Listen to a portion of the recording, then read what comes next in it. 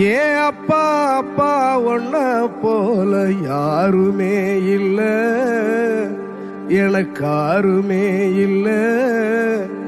உன் கை வீரல புடிச்சு நடந்த கால மறக்கல, அந்த கால மறக்கல. 10 மாசம் தாய் சுமந்தா மொத்தத்தையும் நீ சுமந்து நித்தரத்த வேர்வ சிந்தி ஒளச்ச சாமி நீ. துன்பங்களை நீ சுமந்து இன்பங்களை எனக்கு தந்து நம்பிக்கைய ஊட்டி என்ன வளர்த்த சாமி நீ.